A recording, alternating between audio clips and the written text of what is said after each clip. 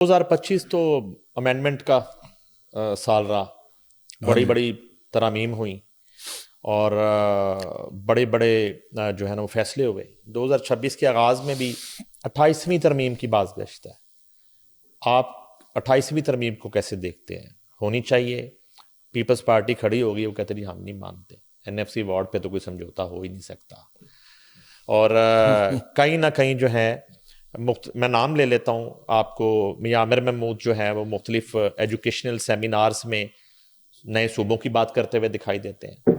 یہی بات ایک اور میڈیا آنر ہے چوری عبدالرحمان نیو گروپ کے مالک ہے, وہ بھی کرنا شروع ہو گئے ہیں. اچھا. اس کے بعد جو ہے نا اب تیسرے نمبر پہ عبدالعلیم خان نے بھی یہ بات شروع کر دی ہے, یا ان سب سے یہ بات کروائی جا رہی ہے. اچھا. یہ جڑی ہوئی ہے یہ مطالبہ, یہ خواہش 28ویں ترمیم کے ساتھ. اچھا, جب پہلی دفعہ 28ویں ترمیم کی بات میں نے سنی نا, تو میں اس وقت میرے ذہن میں یہی تھا, اور لوگوں نے بھی مجھے یہی کہا کہ یہ صوبوں کے حوالے سے ایک بات سٹارٹ ہوئی ہے, اور وہ ایکچولی ایکسٹینشن تھی. جو بھی آپ بات کریں وہ ایکسٹینشن بات کی والی ہے کہ صوبوں پہ بات آ جائے. اصل بات جو تھی نا 28ویں ترمیم میں, وہ یہ تھی کہ پہلے تو یہ پرپوز کیا جا رہا تھا کہ ادھر ملٹری کورٹس جو ہے نا ان کو آزاد کر دی, مطلب ملٹری کورٹس آرام سے کام کریں.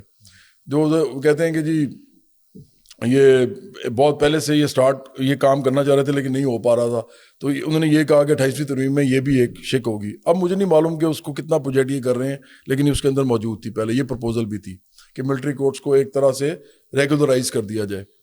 اچھا, دوسرے نمبر پہ انہوں نے یہ کہا کہ NFC جو وارڈ ہے اس کے اندر فیڈرل جو حصہ ہے وہ ہے 43%. ہاں جی, وہ کہہ رہے ہیں اور کہ صوبے کا 57%. ہاں, تو وہ کہہ رہے ہیں کہ اس کو فیڈرل کو زیادہ دیا جائے, صوبوں کو کم دیا جائے.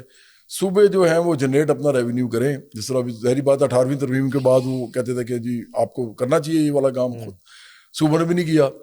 تو وہ کہتے ہیں جی فیڈرل میں ہمیں چاہیے. اب فیڈرل میں کیوں چاہیے؟ یہ بڑے سمپل سی بات سمجھ آتی ہے, کیونکہ دیکھیں جنرل عاصم منیر جو ہیں, جو اس وقت ہیلم آف دی افیئرز میں اوپر بیٹھے ہوئے ہیں اس وقت, اور میں ان کے ساتھ میرا سیاسی تعلق کوئی نہیں ہے, نہ میرا اسٹیبلشمنٹ کے ساتھ ہے, لیکن مجھے پتہ ہے وہ کیا کر رہے ہیں. وہ چاہتے ہیں کیوس نہ ہو, پولیٹیکل کیوس نہ ہو. معیشت بڑھنے کے لیے سینٹرل کمانڈ جو ہے وہ ایک سموتھلی آپریٹ کر سکے, کیونکہ ملک بہت نیچے گیا ہوا ہے معیشت پہ. تو وہ چاہ رہے ہیں کہ ایسے اقدام اٹھائے جائیں کہ ہمارے ساتھ کوئی سیاسی پارٹی ہو, جمہوریت کے نام پہ لڑائیاں نہ ہوں اور اب مار کٹائیاں نہ ہو, فساد نہ ہو, ہم کم از کم معیشت کو ایک طرف لے کے جا سکیں. یہ ان کا خیال ہے. یہ میں ان کے ساتھ ان کو ایگری کرتا ہوں, ڈس ایگری کرتا ہوں, یہ والی بات نہیں ہے. تو مجھے لگتا ہے کہ یہ والا سارا معاملہ اس لیے کیونکہ ہم نے ٹیررزم کے خلاف جنگ بھی کرنی ہے ایک طرف, دوسری طرف ہم نے چین کے ساتھ بھی ڈیل کرنا ہے سی پیک کے حوالے سے. اس میں ہمیں بھی فیڈرل گورنمنٹ کو بہت چیزیں چاہیے جس میں آپ نے اکانومی کے اندر پارٹ پلے کرنا ہوتا ہے. اس کے علاوہ بھی مجھے لگتا ہے کہ جس طرح ابھی صوبوں کی بات بھی ہو رہی ہے, اور بھی فیڈرل گورنمنٹ کے اوپر بہت زیادہ بوجھ آ جاتا ہے, تو وہ ان کے پاس پیسے نہیں ہوتے, تو وہ چاہ رہے ہیں کہ صوبے اپنا اپنا دیکھیں, ہم یہ کریں. اب میری اس پہ ابھی تک کوئی اس لیے رائے نہیں ہے کیونکہ میں تو اس کا سیٹ اپ اس سیٹ اپ کا حصہ نہیں ہوں. لیکن میرا اپنا خیال ہے کہ ایک ہی چیز ہے اس کو جو بچاتی ہے, وہ ہے لوکل گورنمنٹ. اور لوکل گورنمنٹ جو ہے 28ویں ترمیم میں موجود ہے. اگر لوکل گورنمنٹ کا سسٹم بنایا جائے تو NFC میں فیڈرل کو زیادہ پیسے دینے سے کچھ نہیں ہوگا. لوکل گورنمنٹ صوبوں سے بہتر ہوگی, کیونکہ ایک عام آدمی کی جو پاور ہے وہ ایکسرسائز کر سکے گا اپنی سماجی حیثیت سے, اپنی معاشی حیثیت سے, اپنی سیاسی حیثیت سے.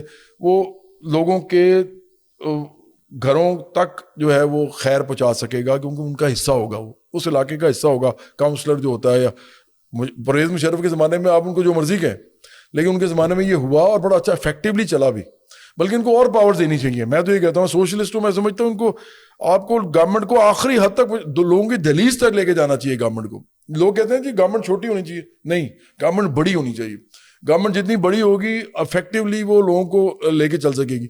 صوبے میں اس کے حق میں نہیں ہوں, بالکل میں حق میں نہیں ہوں. یہ چاہے جو مرضی اس کے بارے میں بات کر رہا ہے, صوبے جب آپ بنائیں گے نا, تو میں صرف 2 ایگزامپل دے دیتا ہوں آپ کو, ایک انڈیا کی اور ایک یورپ کی. یورپ کے اندر چھوٹے چھوٹے اسٹیٹس ہوتی تھیں, اور وہ لوگوں نے اپنی اپنی ریاستوں کے اندر وہ جاگیردار ہوتے تھے اور بادشاہ ہوتے تھے, اور ان کی جتنی ریاستیں بنتی جاتی تھی نا, لڑائی ہوئی, उतना ही ज्यादा तसल्लुत होता जाता था। सूबों में भी यही होगा। इसी तरह इंडो पाक में आपने देखा होगा, जैसे सलमान सुल्तान टीपू सुल्तान थे, वो एक रियासत के हाकिम थे ना। इसी तरह बहुत से रियासतों के हाकिम थे, कुछ अपने आप को बादशाह भी कहते थे। फिर ऊपर शहनशाह होता था, जैसे शहनशाह अकबर, शहनशाह जो भी थे सारे मुख्तलिफ लोग थे, वो शहनशाह ही कहते थे अपने आप को। एक शहनशाह था, बाकी बादशाह और हाकिम। कहाँ पे गरीब आदमी को कुछ मिलता था उस वक्त? कुछ नहीं मिलता था। अपनी अपनी रियासतों में सब काबिज हो जाते थे।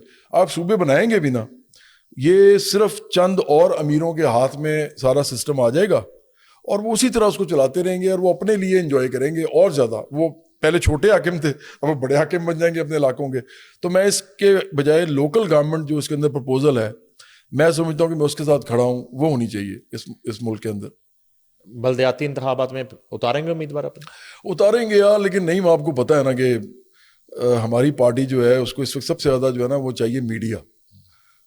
मैं बार बार एक ही बात कर रहा हूँ कि हमें हमारा मौक़िफ़ जाने दें लोगों तक।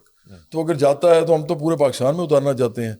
शायद हम ये ना कर सकें, लेकिन हम जितने ही कर सकेंगे हम ज़रूर करेंगे और उतारेंगे हम लोगों को। और हम जीत भी सकते हैं, क्योंकि मैं लोगों को कहूँगा बल्कि कि 1000, 2000, 2500 वोट लेके बंदा जीत जाता है। इस तरह का इलेक्शन होता है ये। तो बराबरी पार्टी के लोग आएंगे तो आप उनको वोट दें, ताकि आपके अपने लोग जो हैं वो नुमाइंदे बन सकें आपके।